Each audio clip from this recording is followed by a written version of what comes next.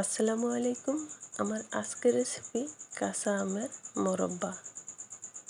এটা বাচ্চা বড় সবার ভীষণ পছন্দের একটি মোরব্বা।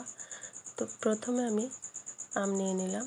আমগুলোকে খোসা ছাড়িয়ে দুভাগ করে নিয়েছি, মাঝখান দিয়ে কেটে। তারপরে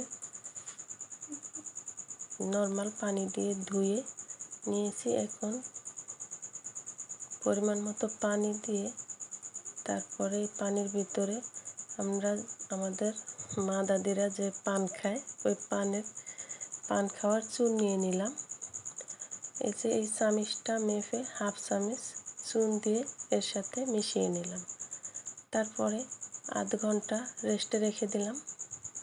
রেখে দেওয়ার পরে এখন একটা কাঁটা চামিচ দিয়ে এরকম করে ছিদ্র করে নিব। ছিদ্র করে এর থেকে টক যে একটা ভাব থাকে, ওই টক ভাবটা যাতে এই যে ছিদ্র দিয়ে বেরিয়ে আসে।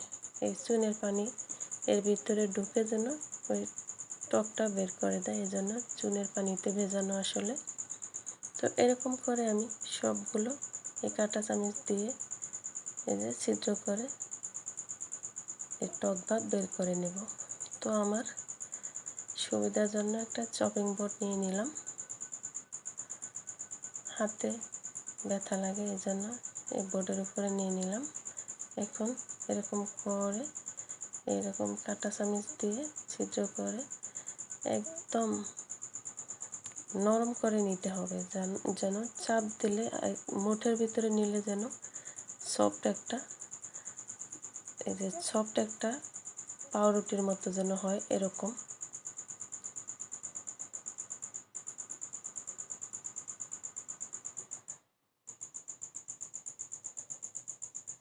তো আমি এরকম করে সবগুলো এই যে কাঁটা চামচ দিয়ে ছিদ্র করে নিব।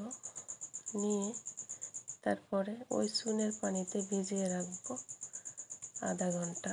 এই যে দেখুন এরকম করে, যাতে এরকম চাপ দিলে এর ভিতর থেকে টক পানিটা বের হয়ে আসে। এরকম করে চেপে চেপে এখন সবগুলো ভালো করে ধুয়ে নেব।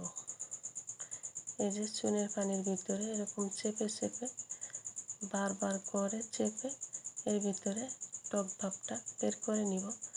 তারপরে নর্মাল পানি দিয়ে আবারও ভালো করে ধুয়ে নেব, যাতে চুনের পানি এবং টক ভাব দুটোই যেন এর থেকে বেরিয়ে আসে।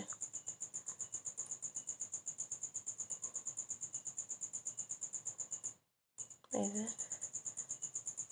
এরকম করে চেপে নিতে হবে, যেন আমরা কেক পরোটা যেরকম খাই সফট, এরকম সফট যেন হয়। এই আমটা এরকম করে এই যে নরম করে নিতে হবে।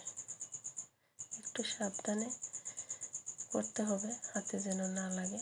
তো আমি সবগুলো এরকম করে চেপে চেপে এই চপিং বোর্ডের উপরে তুলে নেব।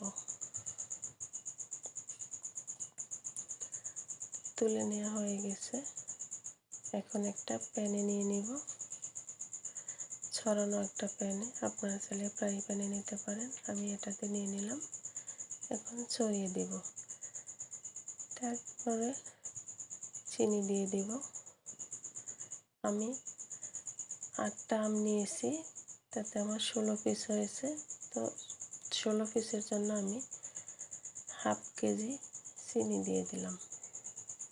এখন উল্টে পাল্টে চিনিগুলো আমের সাথে মিশিয়ে নিব।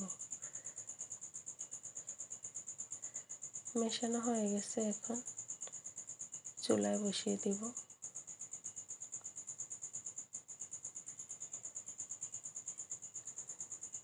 এই তো চুলা অন করে দিলাম, অপেক্ষা করব চিনি গলে যাওয়া পর্যন্ত। এই তো চিনি গলে গেছে, এখন উল্টে দিব।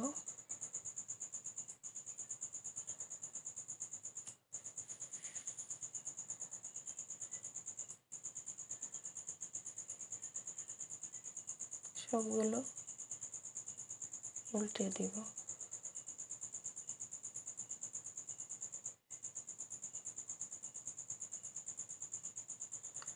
উল্টে দেওয়া হয়ে গেছে, এখন একটু লবণ দিয়ে দিব, কারণ টক জাতীয় খাবার একটু লবণ দিলে বেশি মজা লাগে।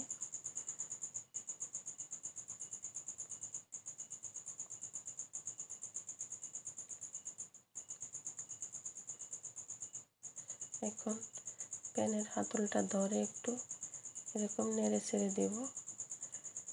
এই পর্যায়ে দিয়ে দিব 4টা এলাচ আর কয়েক পিস দারুচিনি দিয়ে আবারও ভালো করে উল্টিয়ে দেব। দেখুন কত সুন্দর, একটা আমও ভেঙে এবং গলে যায়নি, কারণ এর ভিতরে টক ভাবটা একটু কম আছে, যার কারণে এই আমগুলো একদম গলে যায় না। আসলে এই আমটা অনেকে ভাতের সাথে খায় অথবা দুধের সাথে খায়। যারা পছন্দ করে এভাবে বানিয়ে বছর জুড়ে সংরক্ষণ করে খেতে পারবেন। তো একটু পরিবেশন করে দেখাই আপনাদেরকে। তৈরি হয়ে গেল ভীষণ মজার আমের মোরব্বা। তো কেমন লাগলো কমেন্টে জানাবেন। আজ এই পর্যন্তই। সবাই ভালো থাকবেন, সুস্থ থাকবেন, নিরাপদে থাকবেন সেই কামনায় বিদায় নিচ্ছি। আল্লাহ হাফেজ।